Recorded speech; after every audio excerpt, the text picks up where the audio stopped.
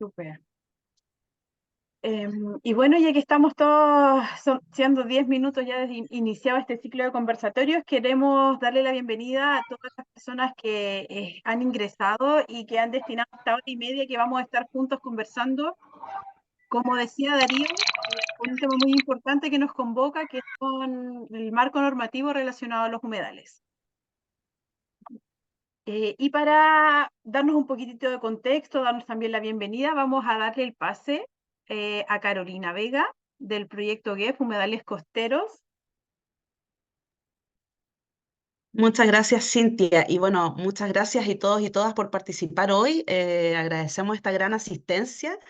Y bueno, le damos las bienvenidas a esta primera charla de nuestro ciclo Humedales en Alerta. Ya este es un ciclo formativo que vamos a estar desarrollando durante este año.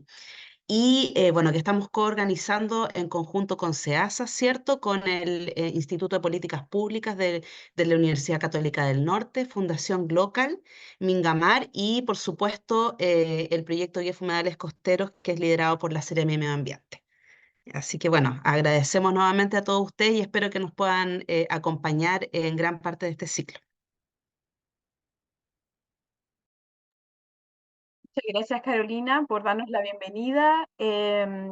Como ya está y ya le hemos ido compartiendo información por correo, hay una serie de instancias que les pedimos que a medida que vayamos sacando la información, se vayan inscribiendo si es que quieren seguir participando.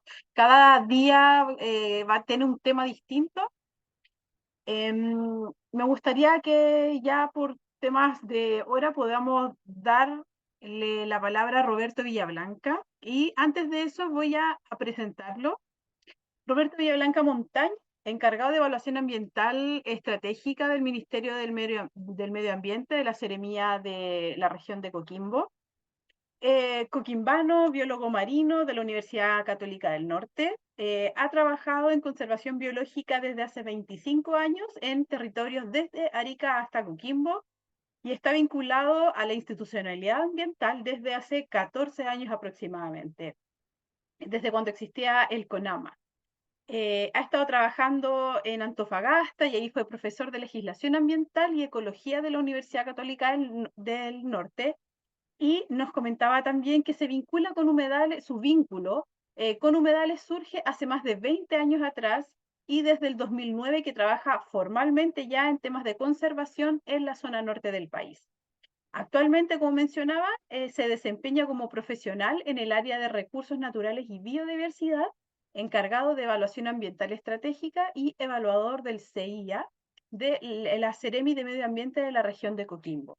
Entonces, con esa presentación, queremos darle el pase a Roberto Villablanca, quien va a estar conversándonos sobre normativa relacionada con los humedales por aproximadamente 30, 40 minutos. Les pedimos que mientras estemos escuchando a Roberto, puedan ir dejando sus preguntas. Si es que también, como mencionaba Diana, quieren seguir dejando información sobre ustedes y sobre los humedales con que se relacionan. Y si tienen preguntas relacionadas a la temática, en el chat. Nosotras con Diana vamos a ir recogiendo todas estas preguntas para después dar pase a un espacio más de diálogo y traer todas esas preguntas, esas necesidades como de saber o de entender mejor a este espacio. Así que le doy la bienvenida a Roberto y también le doy el... Muchas, sí, muchas gracias, Cintia, muchas gracias, Diana, muchas gracias a quienes están organizando este ciclo de conversación sobre un tema tan importante como son los humedales, tan de moda este último tiempo, y me parece súper bien que estén de moda los humedales. Sí, a propósito de eso es que me pidieron dar una charla sobre las principales normativas ambientales que aplican a este tipo de ecosistemas. Ustedes saben, los humedales son ecosistemas altamente frágiles y la región de Coquimbo en particular se caracteriza por tener varios hartos humedales, muchos de ellos que están asociados a radios urbanos, ¿cierto? Entonces son ecosistemas altamente amenazados. Y a propósito de eso es que preparé una PPT que quería compartir con ustedes sobre esas principales normativas en materia ambiental que aplican a este tipo de ecosistema, y el foco está puesto, el foco que quise ponerle a esta presentación es de regulación, que yo creo que son temas que les interesan mucho a propósito, por ejemplo, de las denuncias que uno puede hacer como ciudadano, como ciudadana, a propósito de la intervención que se hacen en este tipo de ecosistemas. Así que voy a compartir pantalla, ustedes me avisan allí si lo hago bien o no. Em, Ahí me parece que estoy compartiendo. Sí, se ve muy bien. Eh, ah, Se ve perfecto, Roberto. sí, se está viendo la pantalla completa, ¿no? Sí, completa. O, súper, ya, súper. Ok, así que vamos a avanzar en la presentación. Ahí, Cintia, te quería pedir que me fueras avisando cuando ya me quedaran más o menos 30 minutos para no darles tanto la lata con estos temas que son bastante agrios de alguna manera, pero no por eso menos importantes. Perfecto. Yo soy guardiana del tiempo entonces y Súper, te doy un aviso. súper, gracias. Ok. Bueno, ustedes ya saben, los humedales son ecosistemas altamente frágiles, ¿cierto?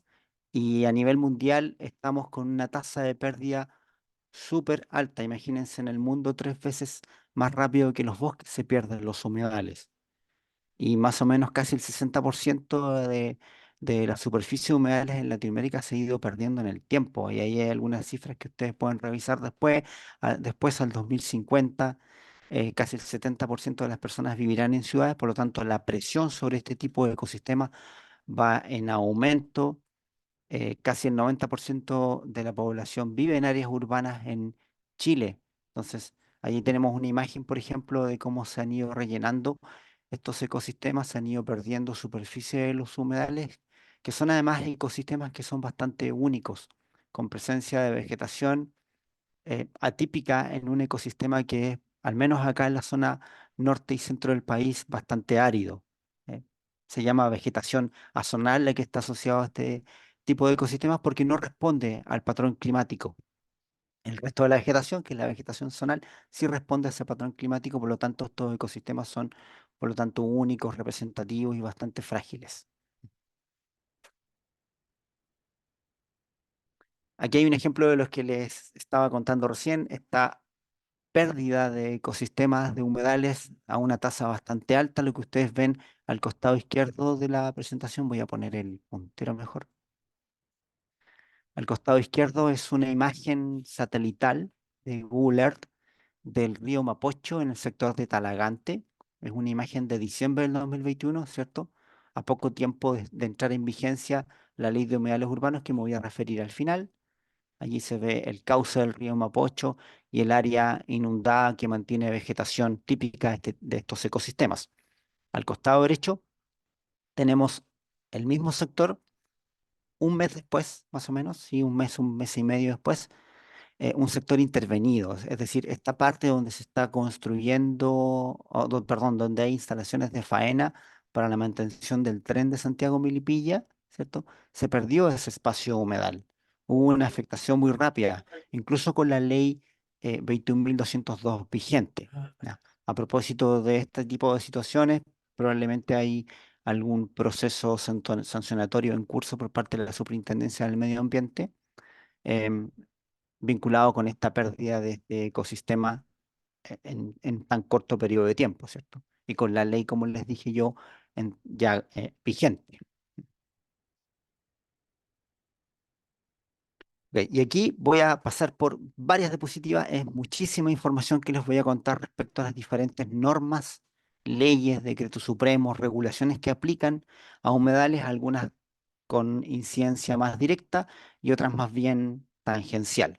Así que voy a ir pasando una por una esas diferentes normas para que tengamos un barrido más o menos de cuáles son las regulaciones que aplican o que están vinculadas con mayor o menor fuerza sobre los humedales. Aquí les traje a colación la primera, que es la ley 20.256. Un segundo que no me pasa el cursor. Ahí está.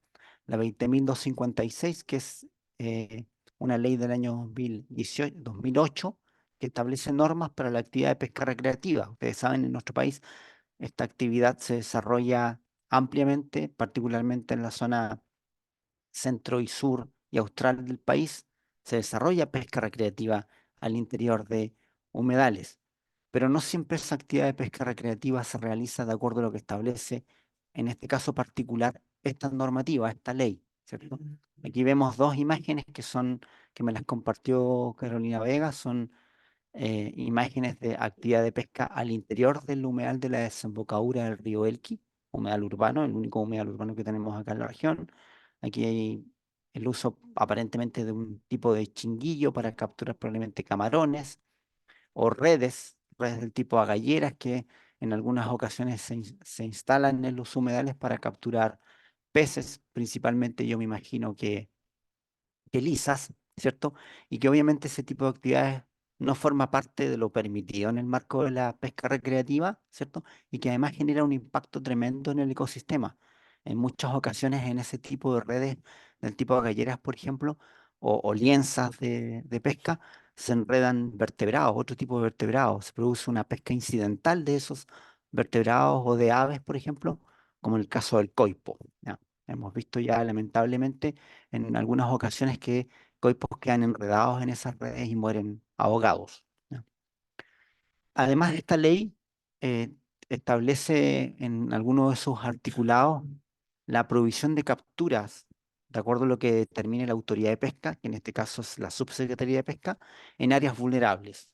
Y uno podría hacer la gestión para que determinado humedal fuera calificado como área vulnerable para efectos de la ley de pesca recreativa y por lo tanto prohibirse la captura de, en este caso, ejemplares de peces, por ejemplo, o recursos hidrobiológicos, ¿cierto?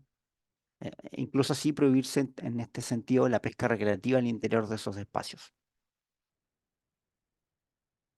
Pasamos a otra ley. Perdonen, voy a ir un poquito rápido pasando porque son muchas leyes y muchas normas. Yo aquí les traje a colación eh, por una ley o una reglamentación por diapositiva, ¿ya?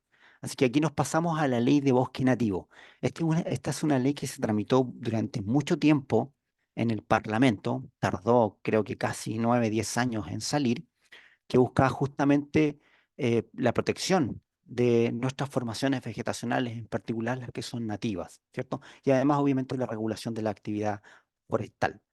Y esta ley, la 20.283, cuenta con un reglamento que es del año 2011, un reglamento que a criterio mío no se ha utilizado mucho, que podría sacársele mejor provecho, que busca normar la protección de suelos, cuerpos y cursos de agua naturales, ¿no? Y en particular aquellos que están, aquellos cuerpos de agua, por ejemplo, humedales, que están al interior de sitios prioritarios para la conservación de la biodiversidad que en su momento definimos cuando éramos Comisión Nacional del Medio Ambiente, o al interior de sitios Ramsar. Recuerden que los sitios Ramsar son humedales de importancia internacional que el país reconoce a propósito de ser signatario de ese convenio, de ese acuerdo internacional, ¿ya? Entonces, si el humedal está dentro de esos sitios prioritarios, que son 68 a nivel nacional, ¿cierto? Entonces se entiende que se le aplica esta normativa en particular. ¿Y cuál es esa normativa en particular? La que está detallada en el artículo 10 de esa ley y que está latamente descrita en el reglamento que les mencioné.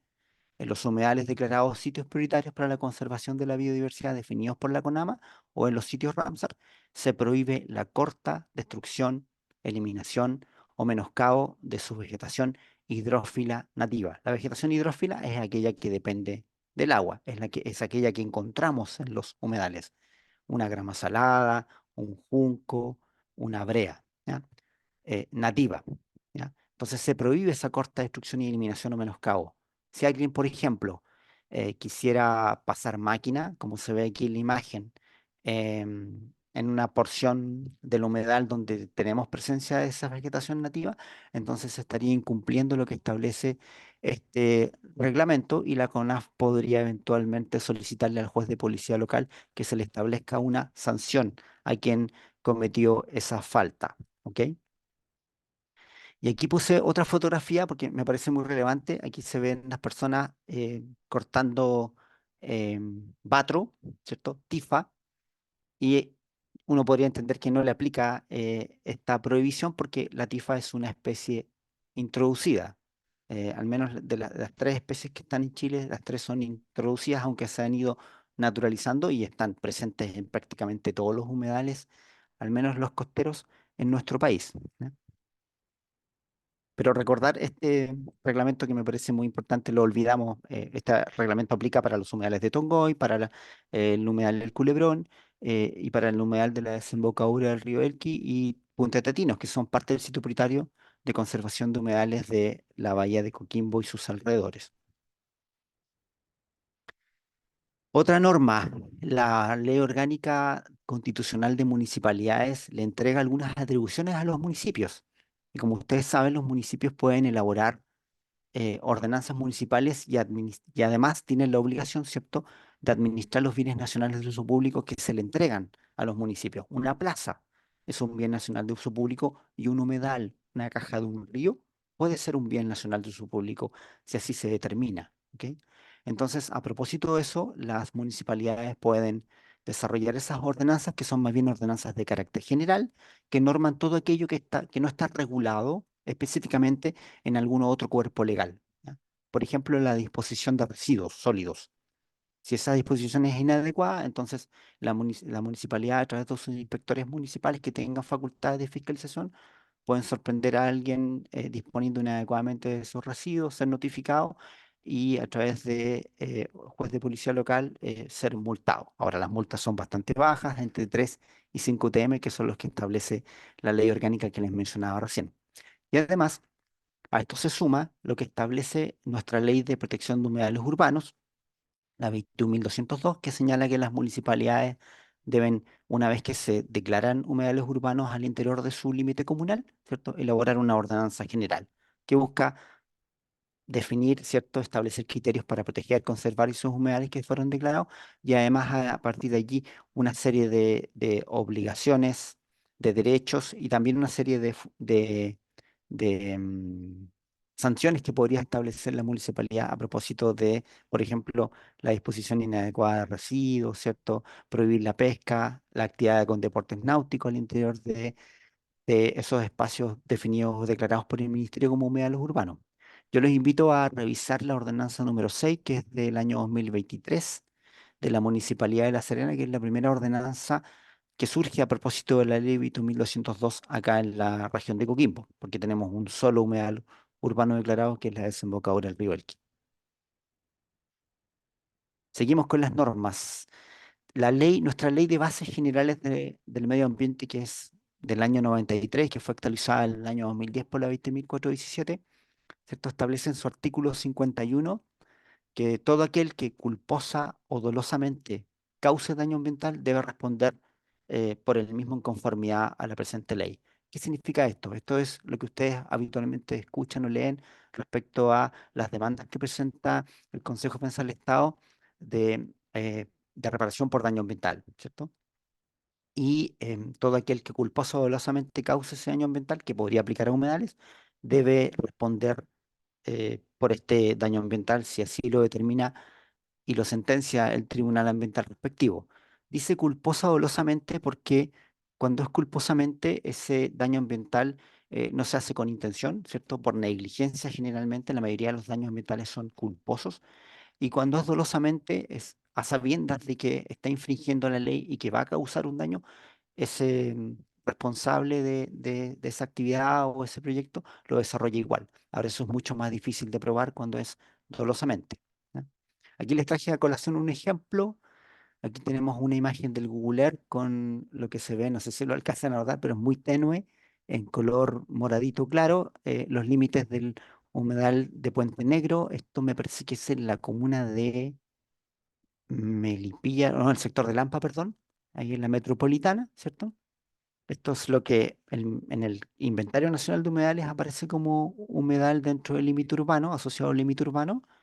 Y aquí hay en círculo rojo señalado un sector donde opera una inmobiliaria, Inversiones Lampa, que fue sancionada, que tuvo un proceso sancionatorio por parte de la Superintendencia del Medio Ambiente por eludir el sistema de evaluación de impacto ambiental, desarrollar una actividad debiendo debiendo haberse evaluado ambientalmente y que coincidía espacialmente con una zona que tenía humedal, que a propósito de la actividad que allí se desarrolló, ¿cierto? Se destruyó esa parte de humedal y continuó con esa actividad, por lo tanto el Consejo de Defensa del Estado presentó ante el tribunal, ante el segundo tribunal ambiental una demanda de reparación por daño ambiental. ¿Ya? Aquí uno podría decir perfectamente, ¿cierto? Eso obviamente lo tiene que determinar el tribunal respectivo, está pronto a salir la sentencia para este caso, si esto fue dolosa o culposamente.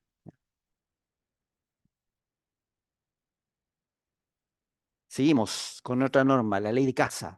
Es una ley bastante antigua, la ley 19.473, ¿cierto? Que prohíbe la caza o captura de ejemplares de fauna silvestre que están catalogados en las categorías que ustedes ven ahí en pantalla, que no son las mismas categorías en el marco del reglamento de clasificación de especies, ¿cierto? O, o especies que son beneficiosas para la actividad silvoagropecuaria o para la mantención del equilibrio de ecosistemas naturales, ¿cierto? O con poblaciones reducidas. Prácticamente en ese listado están casi todas las especies, por ejemplo, de aves que encontramos en nuestros humedales costeros, salvo especies que son calificadas como dañinas o especies no nativas, ¿ya? Y además esta ley permite la posibilidad de determinados sectores declararlos como libres de caza. Nosotros aquí en la región tenemos un caso particular, Salinas de Huentelauquén, que es sitio Ramsar, que es parte de la propiedad de la comunidad agrícola de Huentelauquén, ¿cierto? También fue declarado hace algunos años atrás como área libre de caza. Ese mismo ejemplo se puede ir repitiendo en otros humedales de la región.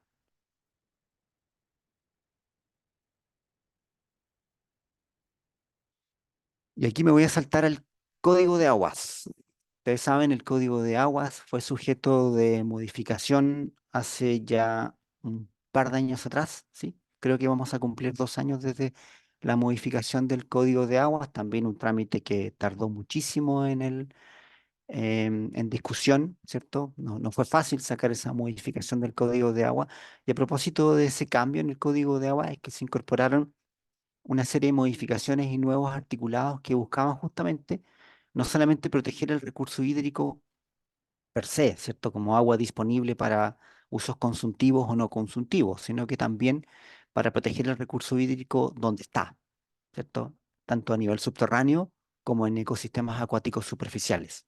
Ese es el objetivo también, de proteger el agua, porque el agua mantiene ecosistemas como estos ambientes acuáticos continentales, humedales, por ejemplo. ¿Ya?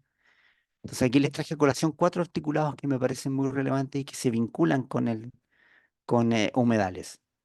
El artículo 32. El artículo 32 indica que sin permiso de la autoridad competente, entiéndase la autoridad competente, la Dirección General de Aguas, ¿cierto? No se pueden realizar, hacer obras o labores en los alveos de un cauce, ¿ya? Los alveos es básicamente la caja de un río, de un estero, por ejemplo, ¿ya? Entonces, sin la autorización de la DGA, tú no puedes intervenir una caja de un río, de un estero, ¿ya? En este caso, el alveo, no lo puedes intervenir, necesitas ese permiso de la Dirección General de Agua, salvo las excepciones que están dispuestas en los articulados que ustedes ven en pantalla, que tienen que ver con situaciones donde hay derechos de aprovechamiento de agua ya otorgados y con autorización. ¿Ok? Aquí yo les traje a colación una fotografía, me parece que esta fotografía es de Delia Pizarro, no recuerdo, puede que sí, del diciembre del año pasado, a propósito de las situaciones que se han visto enfrentados los humedales costeros en la zona centro-norte del país, cuya barra terminal se ha cerrado, ¿cierto? Los humedales, a propósito de la mega sequía que estamos experimentando, tienen menos agua, por lo tanto ya no hay una conexión superficial con el mar y en algunas ocasiones se han visto intervenidos estos humedales para justamente generar esa conexión. Se abre la barra y aquí se nota que esta barra fue abierta probablemente de manera manual, quizás con una pala, para hacer esa conexión, ¿no? Y aquí tenemos una intervención, una obra que se desarrolló y que no tuvo autorización de la Dirección General de Agua. Por lo tanto, allí hay un incumplimiento de lo que establece este artículo en particular y ahí podría abrirse un proceso sancionatorio por parte de la autoridad competente. Seguimos con el Código de Agua, artículo 58. El artículo 58 básicamente lo que indica es que cualquier persona puede explorar con el objeto de alumbrar agua subterránea, es decir, detectar agua subterránea y extraerla, ¿cierto? Sujeto a las normas que establece la autoridad competente. Pero no se pueden efectuar exploraciones en terrenos públicos o privados de zonas que alimenten áreas con vegas, pajonales y bofedales entre Arica y Coquimbo. Anteriormente era entre Arica y Antofagasta y últimamente, a propósito de esta modificación del Código de Agua, se amplió esa restricción hacia las regiones de Atacama y de Coquimbo. Entonces no se pueden efectuar esas exploraciones sin la debida autorización de la DGA, una autorización bien fundada, en aquellos acuíferos que alimentan estas vegas, pajonales y bofedales, porque obviamente son ecosistemas altamente frágiles. ¿Ya? Y tampoco se pueden efectuar esas exploraciones en acuíferos que alimenten humedales, en general. Esto no solo aplica para estos tipos de humedales altoandinos, estos sistemas vegetacionales azonales hídricos, sino que también aplica para acuíferos que alimenten humedales que hayan sido declarados por el Ministerio del Medio Ambiente como ecosistemas amenazados, ecosistemas degradados o sitios prioritarios, ¿cierto? Pero ¿cuál es la condición? ¿Cierto? Que ese humedal se sostenga por un acuífero y que ahí haya sido declarado como tal cuando fue reconocido como ecosistema amenazado, cuando fue reconocido como ecosistema degradado o sitio prioritario. Esa es la condición. Es decir, si un humedal urbano en su resolución indica que se mantiene de este acuífero en particular, entonces no se pueden efectuar exploraciones al interior de ese humedal, exploraciones de aguas subterráneas, ¿se entiende? ¿Ya? Solo un alcance en el Código de Agua habla de ecosistemas degradados, pero ustedes cuando vayan a la ley que crea el Servicio de Biodiversidad, va a decir áreas degradadas, pero se entiende lo mismo. Eso es para exploraciones. ¿Voy bien, Cintia? ¿Se escucha todo? ¿Todo bien? Súper. ¿Qué pasa con las explotaciones? Una cosa es explorar agua y otra cosa es sacar el agua, ¿cierto? Explotarla para usos eh, consultivos en este caso. En muy pocos casos el agua es devuelta al acuífero. ¿Ya? Entonces la DGA puede declarar zonas de provisión para nuevas explotaciones de derechos de agua, ¿cierto? Para proteger el acuífero, obviamente de donde se obtiene esa agua eh, y donde se prohíbe en acuíferos que alimenten vegas, pajonales y bofedales en las regiones del norte del país hasta Coquimbo, pero para nuevos, ¿cierto? Para nuevos derechos de aprovechamiento de agua subterránea. ¿Ya? Y también para acuíferos que alimenten humedales, ¿cierto? Que hayan sido declarados de nuevo como ecosistemas amenazados, degradados o humedales urbanos. Recordar que siempre tiene que declararse esa conexión entre el acuífero y el humedal, es decir, el acuífero sostiene el humedal, se alimenta por el nivel freático que alcanza la superficie. ¿Ok? Y por último, el último artículo que les quiero traer a colación del Código de Agua es el 129 bis 2, ¿cierto? Que dice, esto es súper relevante porque esto no solamente está vinculado con los derechos de aprovechamiento nuevos, sino que también con los vigentes. ¿Ya? Ustedes saben, muchos derechos de aprovechamiento fueron otorgados hace muchísimos, décadas, ¿ya? Cuando estos temas no eran temas. Entonces, no podrán otorgarse derechos de aprovechamiento en las áreas declaradas bajo protección oficial para la protección de la biodiversidad. ¿Cuáles son esas áreas que define el Código de Aguas? Parques nacionales, reserva nacional, reserva de región virgen, monumento natural, santuario de la naturaleza y los humedales de importancia internacional, que son los sitios Ramsar, ¿ya? Y aquellas zonas que están contempladas en los artículos que les conté antes, ¿cierto? Para exploraciones y para explotaciones, el 58 y el 63. A menos que, a menos que, se pueden otorgar nuevos, a menos que sean compatibles con los fines de conservación del área o los sitios referidos, ¿ya? Si esa explotación, esa agua que va a ser extraída, ese derecho de aprovechamiento, tiene que ver con la conservación del área, allí, dependiendo de lo que indique el Ministerio del Medio Ambiente, se puede, ¿cierto?, otorgar ese derecho de aprovechamiento. ¿Qué pasa con los ya existentes? Esto es para los nuevos. ¿Qué pasa con los ya existentes? Bueno, los derechos de aprovechamiento ya existentes en las áreas que se indica en el párrafo anterior, ¿cierto? Solo pueden ejercerse ejercerse en la medida que ello sea compatible con la actividad y fines de conservación. O sea, si alguien, por ejemplo, tiene un derecho de aprovechamiento al interior de un sitio Ramsar y quiere hacer uso de ese derecho de aprovechamiento, entonces se requiere ese informe de compatibilidad que entrega el Ministerio del Medio Ambiente para que se autorice el uso de ese derecho. Si es denegado, no se puede usar esa agua. ¿Ok?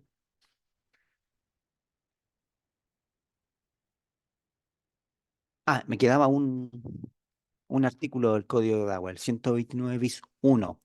El 129 bis 1, que también se vincula con humedales, tiene que ver con el caudal ecológico mínimo. Probablemente ustedes han escuchado muchas veces todo el caudal ecológico mínimo, es decir, es aquel caudal, ¿cierto?, que debe velar la Dirección General de Agua, ¿cierto?, para preservar la naturaleza y la protección del medio ambiente, en este caso de ecosistemas acuáticos continentales superficiales, ¿no?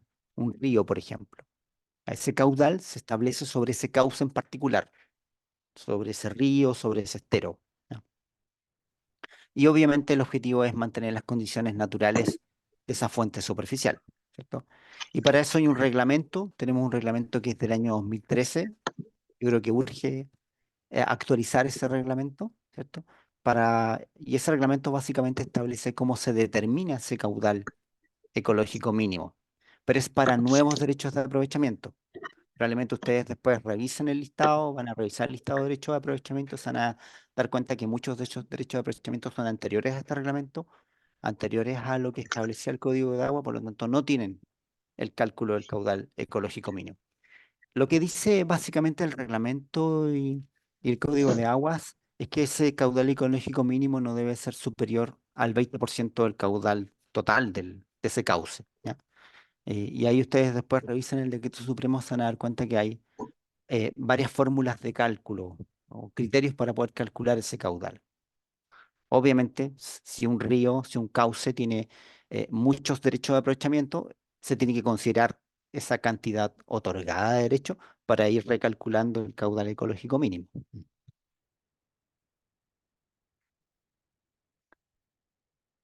Seguimos con las normas. Ahora voy a saltarme de aquellas normas que tienen que ver con regulación sobre extracción de agua y nos vamos a pasar a calidad de agua. De aquí hay dos normas importantes que están asociadas a la calidad del agua de un ecosistema acuático continental o marino, de un humedal, finalmente, ¿ya?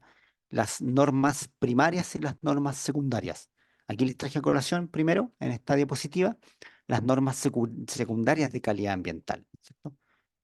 Uno espera que los ecosistemas acuáticos continentales mantengan determinada calidad ambiental. Y esa calidad ambiental está íntimamente relacionada con la actividad entrópica que se desarrolla y que la impacta, ¿cierto?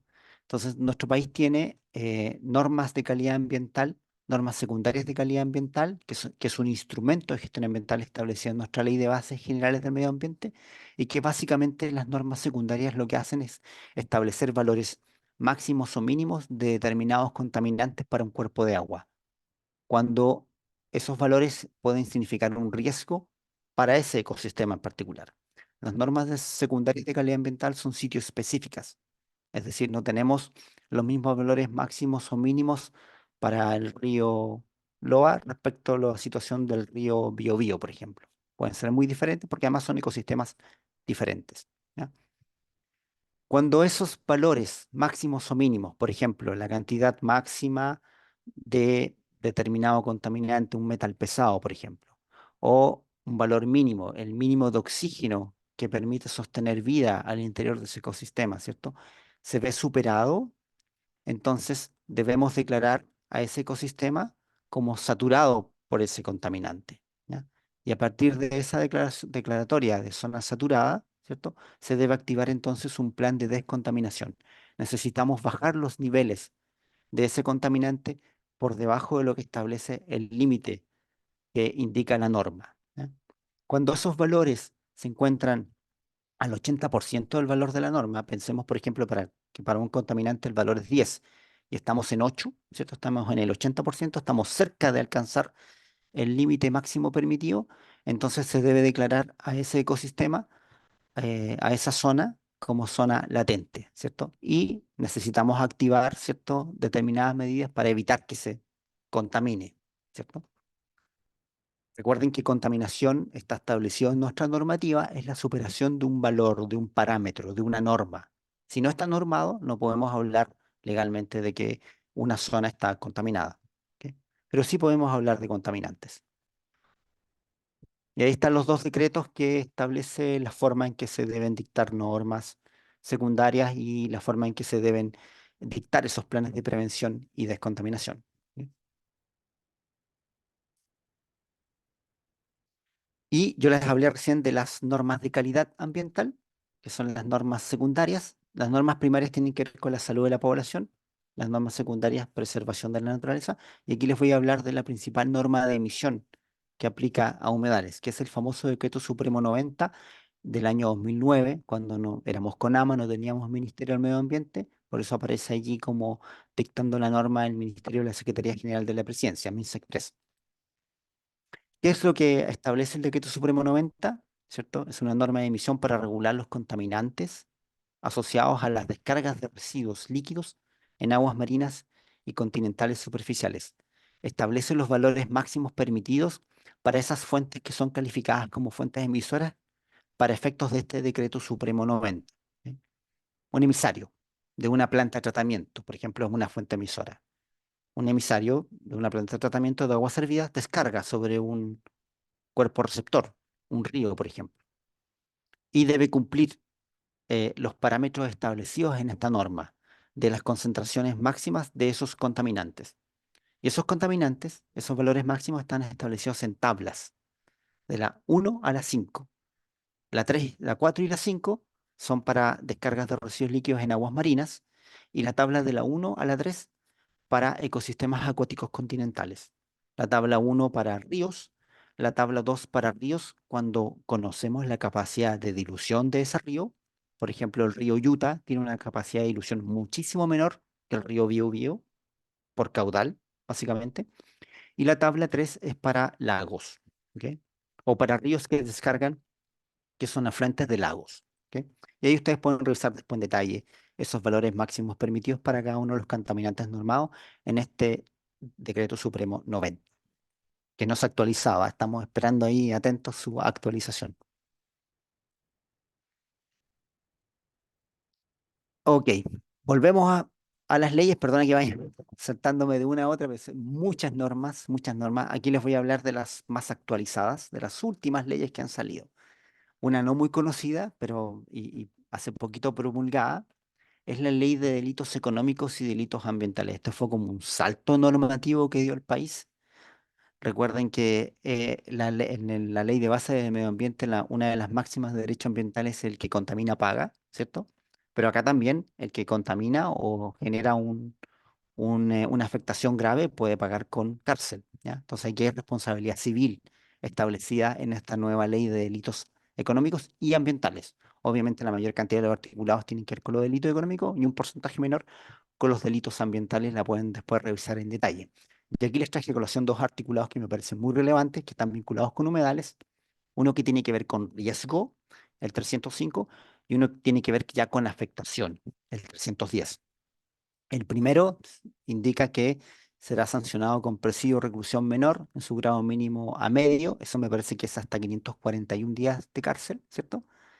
El que sin haber sometido su actividad de evaluación de impacto ambiental, ¿cierto? A sabiendas de que tenía que hacerlo, porque calificaba con alguna de los literales del artículo 10 de la 19.300, ¿cierto? Vierte sustancias contaminantes en aguas continentales, por ejemplo, un humedal, o extrae aguas continentales sin haberse sometido a evaluación de impacto ambiental si correspondía, o vierte sólidos o tierra rellena un humedal, por ejemplo. ¿Ya? Y el que afectara gravemente a uno a uno o más componentes ambientales de estas áreas protegidas, ¿cierto? Incluyendo sitios Ramsar, ¿cierto? Será sancionado con presidio o reclusión mayor en su grado mínimo. Como les dije, esto cambia totalmente los paradigmas de lo que habitualmente conocíamos en términos de afectación a la naturaleza.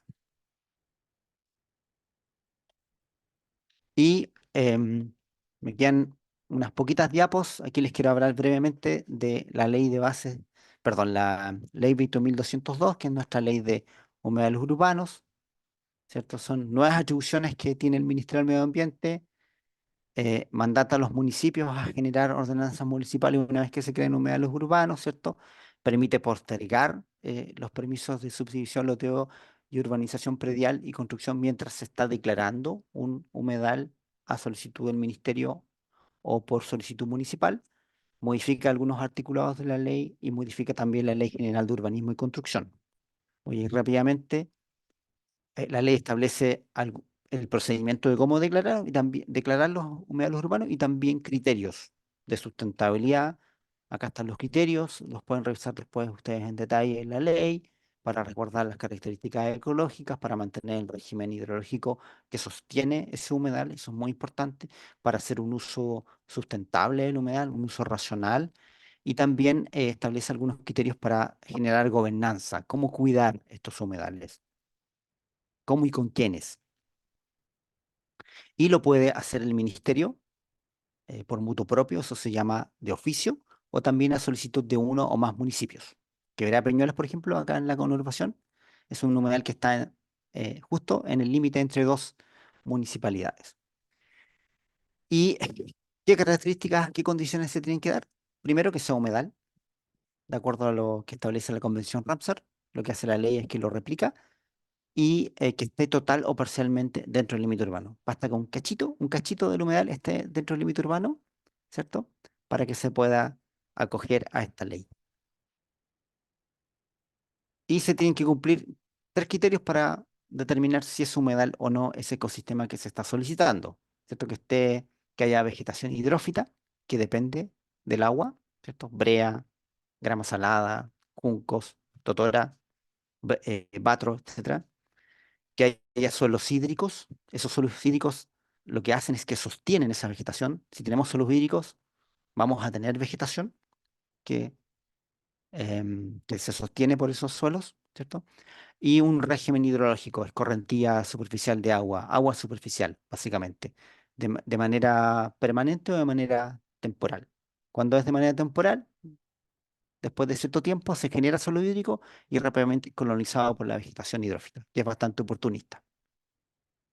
Ahí hay un ejemplo de un polígono, me parece que esto es, no recuerdo, no sé exactamente dónde es. Y aquí está en verde la vegetación, en azul los cuerpos de agua. Les dije que esta ley modifica dos leyes, modifica nuestra Ley General de Urbanismo y Construcción, y básicamente lo que indica es que hay que incorporar los humedales urbanos ya declarados en los instrumentos de planificación territorial, con un uso de suelo en particular y con normas urbanísticas que busquen justamente disminuir lo que es posible construir al interior de este humedal, ¿cierto? Al mínimo, justamente para evitar su degradación. Y además modifica nuestra ley de bases generales del medio ambiente, incorpora en el artículo 10, letra P, la palabra humedales urbanos, es decir, aquellos proyectos o actividades susceptibles de causar impacto ambiental, perdón, aquellos proyectos o actividades que se desarrollan al interior de áreas protegidas, incluyendo humedales urbanos, deben someterse al sistema de evaluación de impacto ambiental. Y incorpora la letra S, que es una de las dos letras que no está vinculado al tipo de proyecto o actividad susceptible de causar impacto ambiental, ¿no? Básicamente aquellas obras o actividades que alteren física, químicamente los componentes biológicos de un humedal, indistintamente de su superficie, deben someterse al sistema de evaluación de impacto ambiental, ¿ya? Y esto es bastante nuevo y generó en algún momento controversia y fue resuelto por la Contraloría General de la República. Y ya me quedan poquitas diapos. Les quiero hablar rápidamente de la Ley del Servicio de Biodiversidad y Áreas Protegidas, la Ley 21.600, promulgada en septiembre del año pasado. Esta ley, a propósito de su artículo 37, reconoce oficialmente ya los sitios Ramsar dentro de la normativa en específico. Si bien un convenio es una ley, pero ahora quedaron aquí escritos en esta ley, ¿cierto? Y lo que indica básicamente es que para que el país reconozca los sitios Ramsar como figura de protección oficial, entonces se debe declarar sobre ese polígono del sitio Ramsar una porción o su totalidad, un área protegida. Se debe establecer un área protegida de las que indica el artículo 56 de la Ley 21.600. ¿Ya? Recuerden que se recategorizaron las categorías de áreas protegidas a propósito de nuestra ley del SBAP. ¿Ya? En el artículo 40, ¿cierto? Establece algunos criterios de uso sustentable de humedales, que aquí están detallados, y en el artículo 41, que fue un artículo que generó bastante controversia cuando se discutió en el Parlamento, ¿cierto? Lo que indica el artículo 41 es que se prohíbe la alteración física de los humedales que constituyan sitios prioritarios. ¿Cuáles son esos sitios prioritarios? Los está definiendo el Ministerio del Medio Ambiente, y en los humedales que estén contenidos dentro de esos sitios prioritarios, entonces se va a prohibir su alteración física. ¿Ya? Derechamente. Para todo el resto de los humedales se incorpora esta figura nueva, un permiso que va a entregar el Servicio de Biodiversidad para alterar físicamente esos humedales. Recuerden, actualmente no. Si ese proyecto de actividad no se somete al sistema de evaluación de impacto ambiental, no hay posibilidad de condicionar esa actividad o ese proyecto. Entonces, ¿qué indica este artículo 41? Dice, toda alteración física de otros humedales inventariados por el ministerio requerirán este permiso previo del servicio. Y se entiende alteración física, extracción de caudales, arios, alteración de la barra terminal, ojo allí, alteración de la vegetación nacional hídrica, extracción de cubierta vegetal de turbera, bla, bla, bla, dice, entre otros, o que modifique la superficie de esos humedales, entre otros similares. ¿No? Y por último, en la Ley Marco de Cambio Climático, en su artículo 13, habla de los planes estratégicos de recursos hídricos en cuencas. Actualmente la Dirección General de Agua y el Ministerio de Obras Públicas ha desarrollado una serie de planes estratégicos de recursos hídricos para cuencas priorizadas. Esos planes se tienen que rehacer, ¿cierto? Con esta mirada ambiental, ¿cierto? Y en particular se debe incluir una evaluación de la disponibilidad de recursos hídricos, ¿cierto? Para aprovechamiento y reutilización de las aguas, pero con énfasis en soluciones basadas en la naturaleza, tales como restauración o conservación de humedales. Esto no estaba anteriormente dentro de lo indicado desde el punto de vista normativo, así que esto es nuevo. Y con eso terminé, Cintia. No sé si me pasé en el tiempo, quería solo al final dejarle estos tres links donde pueden obtener más información sobre la normativa ambiental asociada a humedales, un estudio que desarrolló el proyecto GEF de humedales costeros, que aquí en la región lidera Carolina. Es una guía de denuncia y ustedes pueden encontrar ya el detalle de todas las normas asociadas a humedales. Además está la página nuestra de Humedales Chile, donde además pinchan y pueden ver el inventario nacional de humedales del país. Y por último, yo siempre la recomiendo, si quieren bajar la norma, tienen que irse derecho, de cabeza, a la página de Ley Chile que administra la Biblioteca del Congreso Nacional. Muchísimas gracias, Roberto, por la presentación. Perfecto en el tiempo. De hecho, la invitación ahora es que nos podamos dar unos minutos. Tenemos planeados 30 minutos para darnos una conversación que nos pueda nutrir. Entonces, la invitación es, primero, les proponemos generar un ambiente grato, de respeto, de curiosidad por sobre todo. Quien quiera puede comentar o realizar preguntas, ya sea por el micrófono o por el chat. Cintia va a estar ahí registrando las preguntas que quieran hacer por el chat y nos las va a comentar.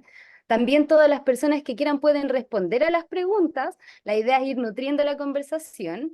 Yo voy a estar tomando las palabras, así que muchas gracias Ignacio y Delia ahí por levantar la mano. Voy a ir dándoles el pase.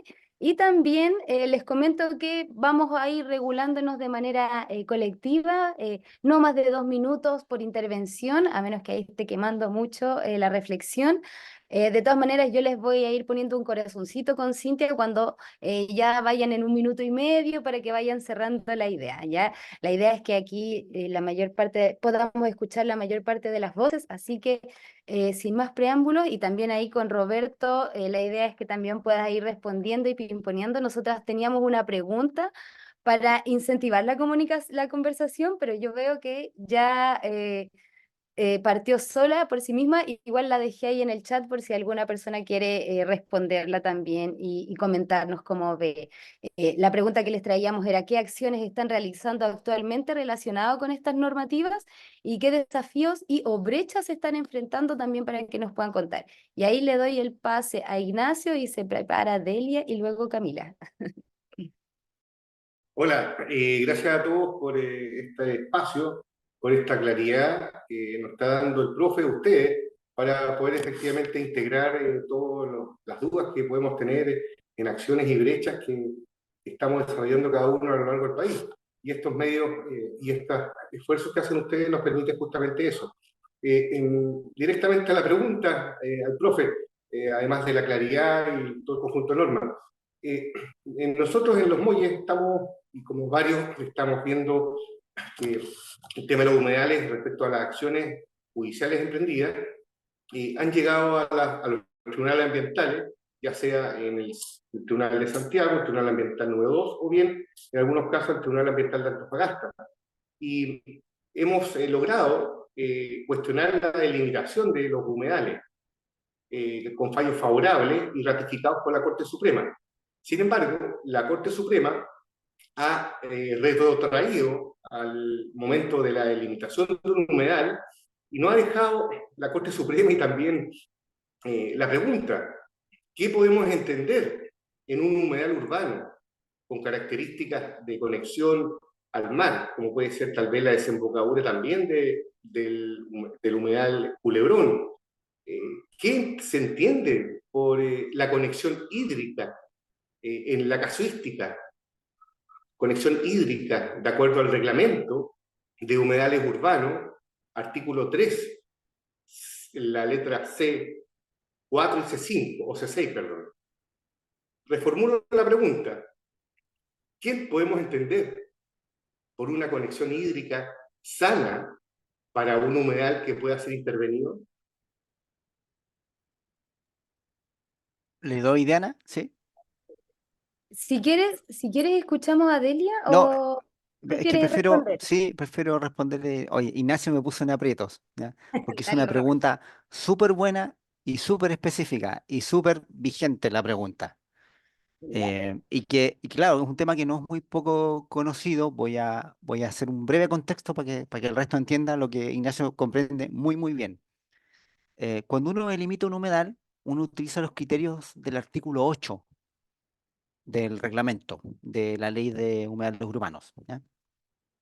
Que es el que mostré hace un ratito, ¿cierto? Presencia de vegetación hidrófita, suelos hídricos con mal drenaje y em, escorrentía, criterio hidrológico, ¿ya?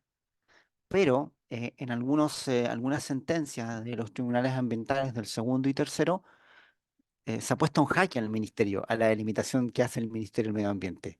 A propósito de que los tribunales ambientales han indicado que también tenemos que tener presente nosotros como Ministerio del Medio Ambiente los criterios de sustentabilidad y en particular la conexión hidrogeológica que mencionaba recién Ignacio.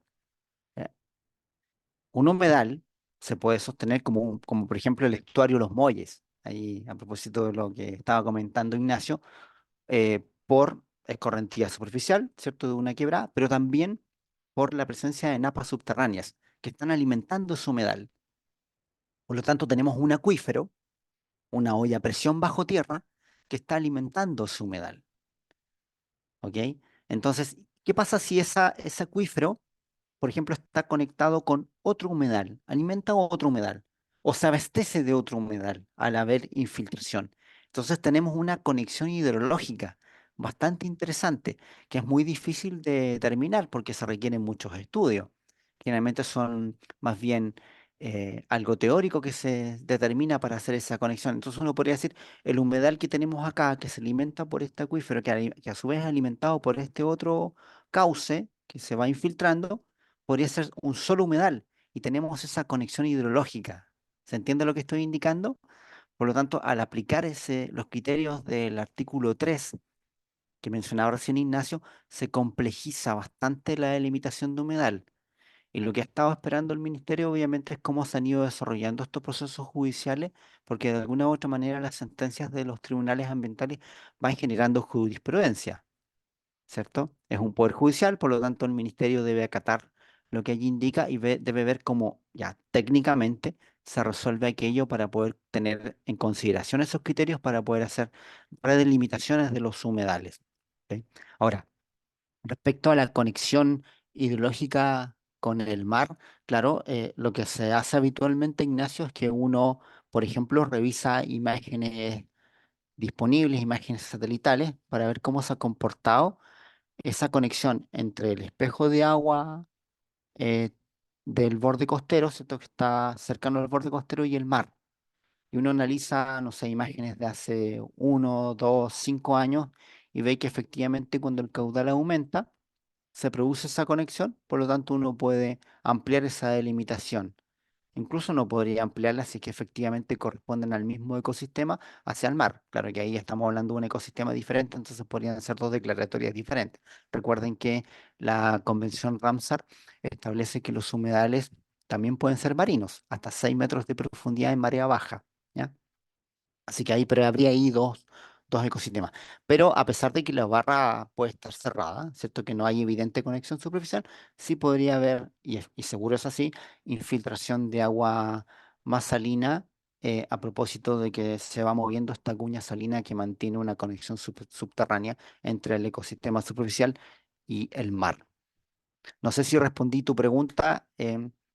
No me quiero casar con más detalle porque como estas cosas quedan Sí, grabadas y gracias. uno, uno quisiera hablar más, pero tampoco se puede.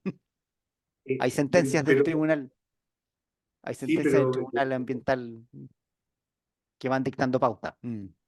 gracias. Muchísimas gracias, Roberto. De todas maneras, vamos ahí a compartir la presentación en algunas páginas y si tú quisieras también algunos contactos internos. Delia, por favor. Delia, no, Hola, ahí, ahora sí. sí, ahora sí. Hola.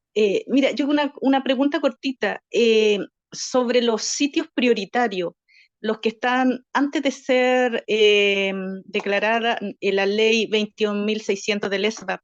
¿Esos sitios prioritarios hay que volver a nombrarlos? Los que estaban antes de esta ley, por el Oye, tema de la alteración que hablan que los que no están nombrados pueden ser alterados. sí, oye, gracias por la pregunta, Delia. De nuevo, una excelente pregunta, muy, muy precisa, y no alcancé a comentarlo, así que agradezco la pregunta. Sí, eh, va a haber dos tipos de sitios prioritarios, los sitios prioritarios que están considerados en las estrategias regionales de biodiversidad, que son más de 300 y tantos, no recuerdo la cifra, a nivel nacional, y los sitios prioritarios de la Estrategia Nacional de Biodiversidad, que son 68. Esos van a seguir vigentes, ¿ya? Pero además se deben determinar los sitios prioritarios para la ley del SBAP, que son los sitios prioritarios SBAP, así los denominamos. Y en eso está trabajando el Ministerio del Medio Ambiente. Delia, en algunos casos pueden coincidir, lo más probable es que la mayoría coincidan con los sitios prioritarios al menos de primera categoría, aquellos que tienen efectos legales en el CIA, y en algunos otros casos puede que no coincidan y se incorporen nuevos sitios prioritarios, ¿ok? Y además de esos sitios prioritarios de la ley SBAP que van a tener efectos a propósito del artículo 41, lo del permiso de alteración y la de provisión en esos sitios prioritarios de alterar humedales, ¿cierto?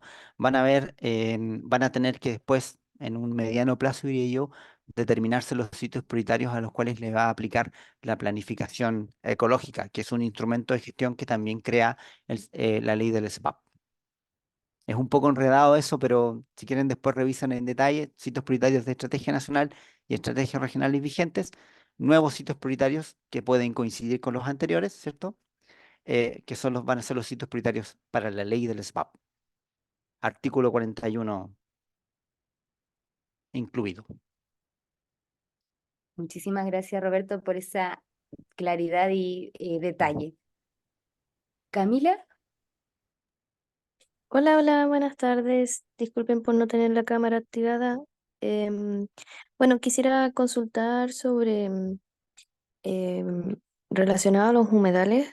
Aquí en la quinta región se han empezado a aplicar los planes de invierno de la Dirección de Obra Hidráulica, Ministerio de Obras Públicas, en coordinación con los municipios, y hemos evidenciado como comunidades que humedales que se encuentran declarados, se aplican estos planes de invierno y no pasan por servicio de evaluación ambiental, y se genera una acción de evidente destrucción del ecosistema del humedal.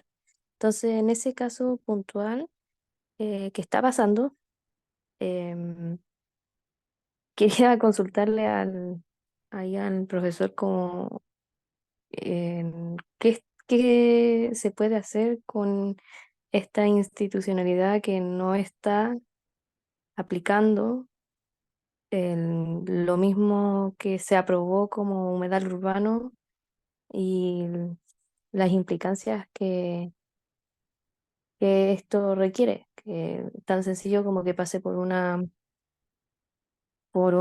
declaración de impacto ambiental o una pertinencia y etcétera.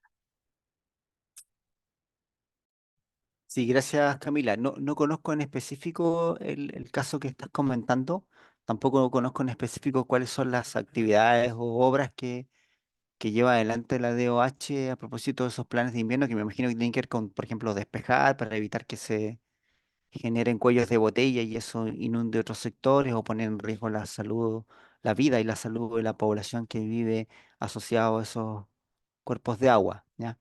Eso no lo conozco en detalle, pero sí lo que puedo decir es que cada vez que ustedes, cada uno de nosotros como ciudadanas y ciudadanos de este país tenemos eh, la facultad, ¿cierto?, de poder denunciar lo que evidenciamos y ante la sospecha es mejor denunciar.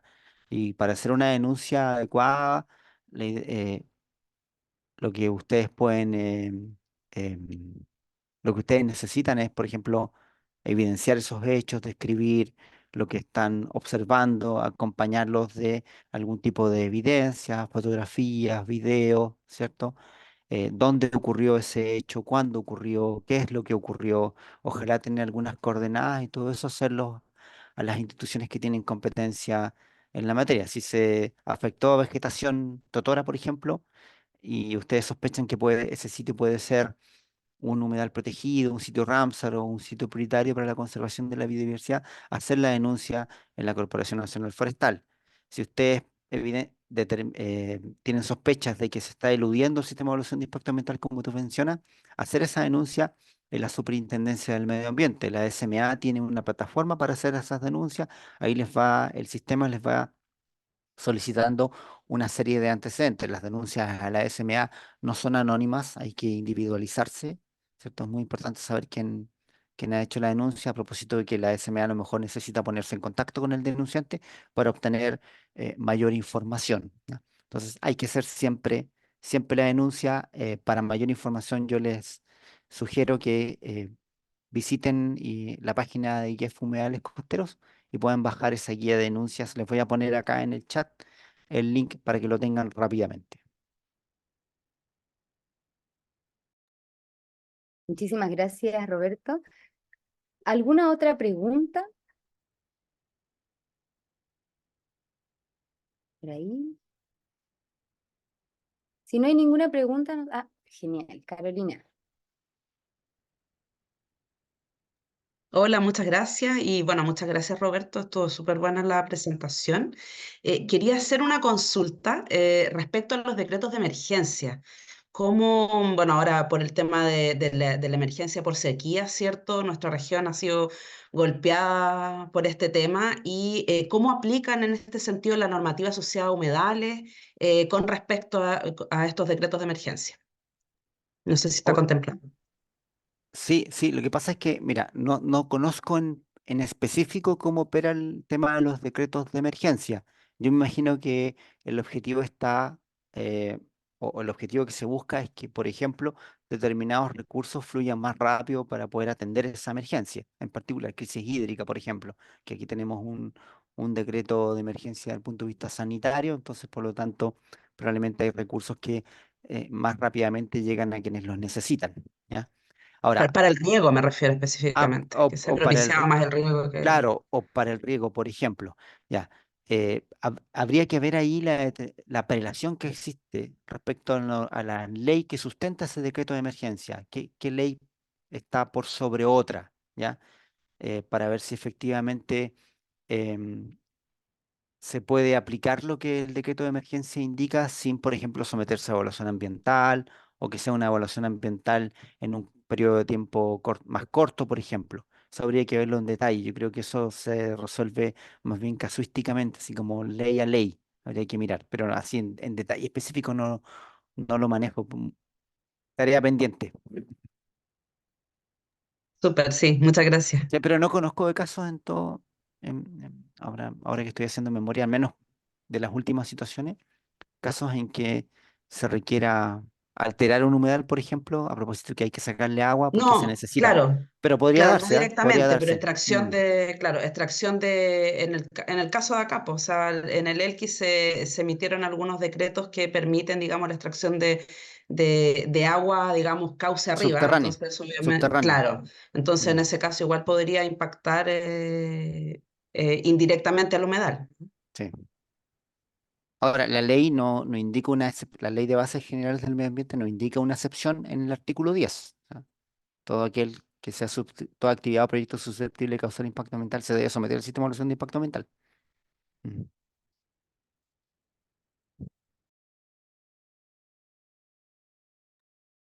Genial, muchísimas gracias. ¿Alguna otra pregunta por ahí?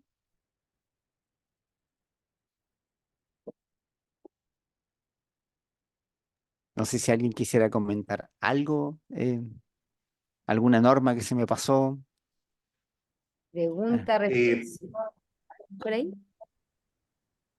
Dale. Hola, disculpe, profe.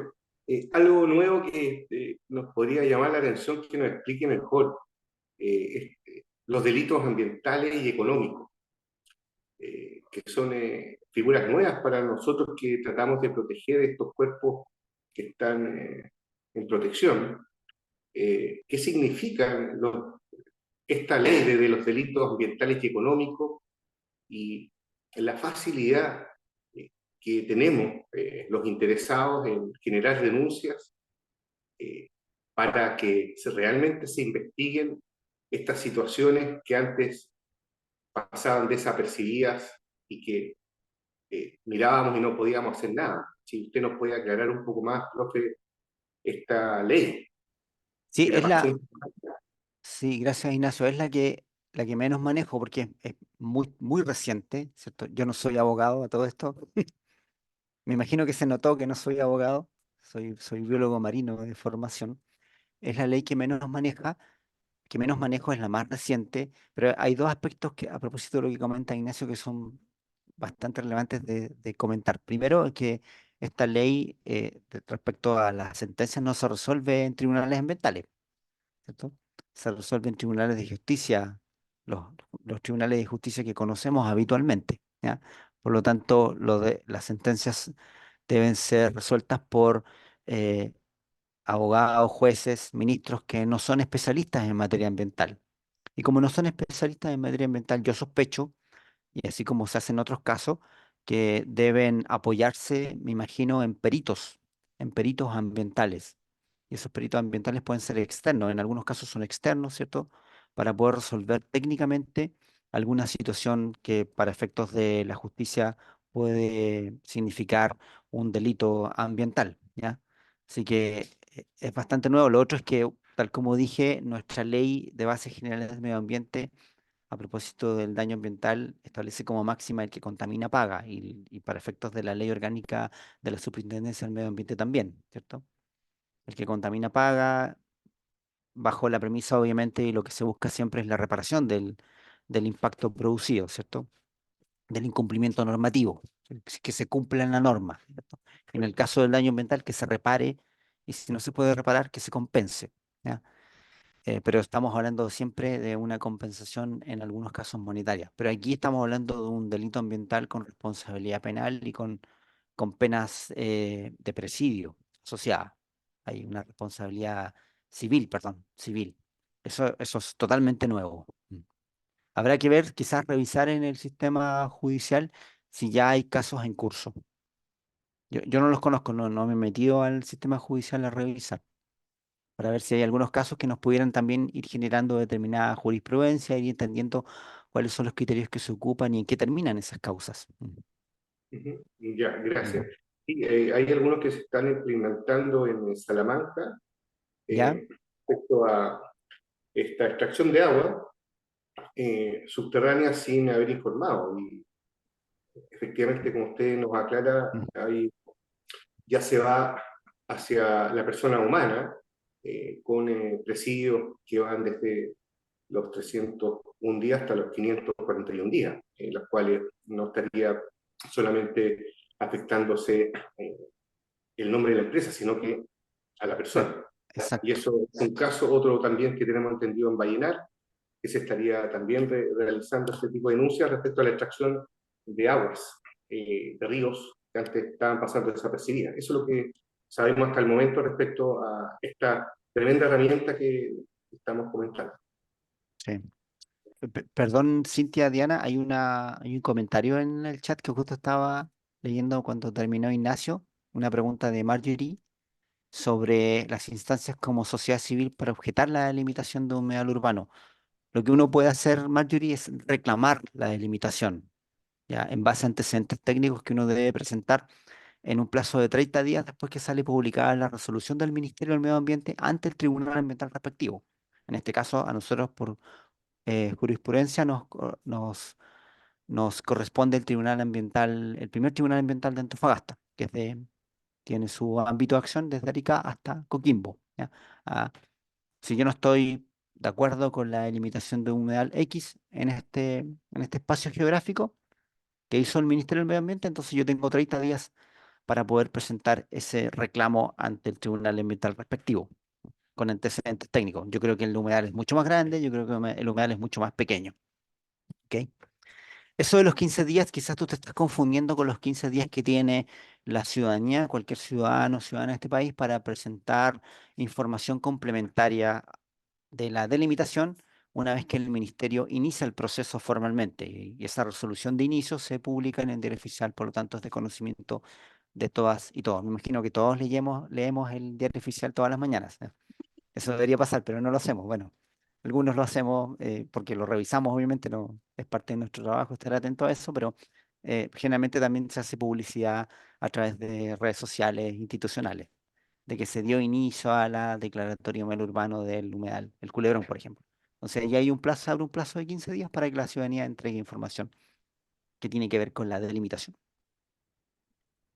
Eso es lo que me parece que escribiste más abajo.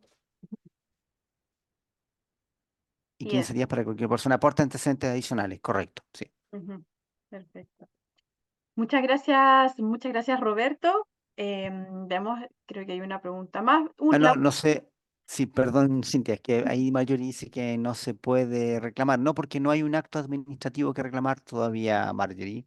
Se reclama la posibilidad de la reclamación, que está establecido en nuestra ley de tribunales ambientales, la 20.600. Es una vez se reclama el acto de declaratoria del humedal urbano. Se reclama una norma, se declara una área protegida, eso es lo que se puede reclamar. Muchas gracias, Roberto. Creo que ha quedado como muy claro y muchas gracias por poder atender todas las preguntas que han emergido hasta ahora. Em, Como mencionaba una persona, Carolina nos decía que había llegado tarde y si vamos a compartir la grabación de esta sesión, efectivamente vamos a compartir la grabación. Si Roberto nos da el pase y nos autoriza, también compartiremos la presentación y los links que nos dejó también en la presentación y también dejó algunos acá en el chat. Sí, sí, Posteriormente. yo te mando, Cintia, la PPT. Eso, muchísimas gracias, Roberto. Em, Esta sesión es la segunda que hemos realizado en el año. Ya nos quedan los últimos minutos, entonces la última información que quisiéramos dar antes de cerrar esta sesión. Primero agradecer a quienes se han conectado. Sabemos que algunos llegaron un poco tarde, por lo mismo vamos a compartir la grabación a quienes nos han dejado su correo en la inscripción. Como mencionaba, esta es la segunda sesión que hemos realizado para poder traer información importante, relevante, acercarla a la sociedad civil La primera fue relacionada a denuncias y procedimientos para poder hacer denuncias y acciones ante infracciones contra los humedales de la región de Coquimbo en particular.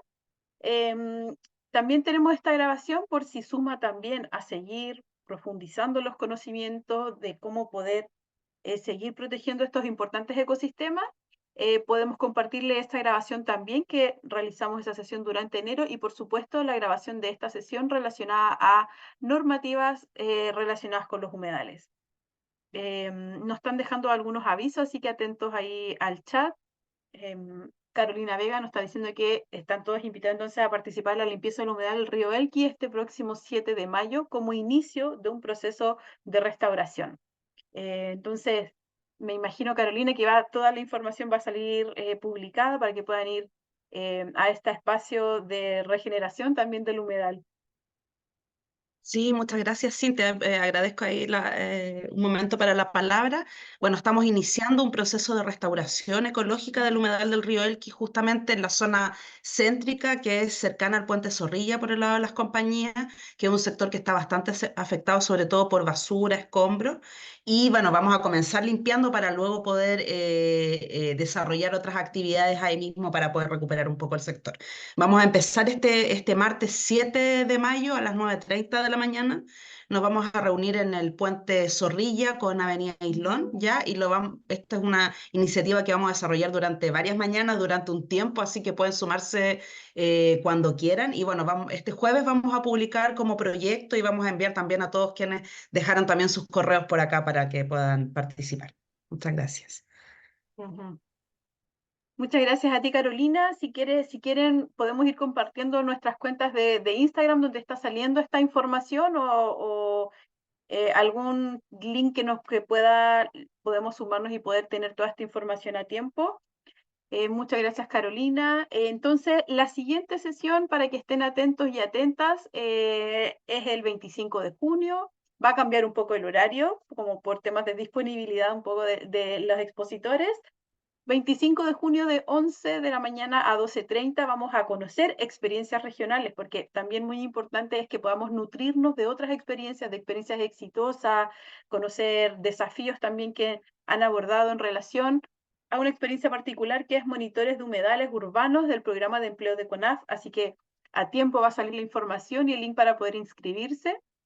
Agradecemos este tiempo que hemos tenido de conversación, por supuesto, Roberto, por compartir como muy generosamente toda la información que tienes en relación a las normativas asociadas. Sabemos que es mucha información y que también podemos demorar un poquito más en procesar y entender todo, así que vamos a compartir la información por correo.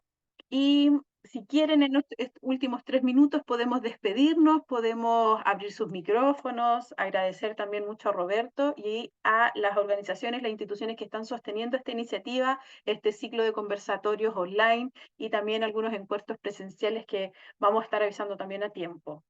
Gracias María Angélica, María Fernanda y a todas las que se están despidiendo por el chat por este tiempo. Alexis, también muchas gracias a ti por el tiempo, Carolina Burgos y a todos quienes están aquí, quienes se han conectado. Voy a dejar la grabación, vamos a pararla.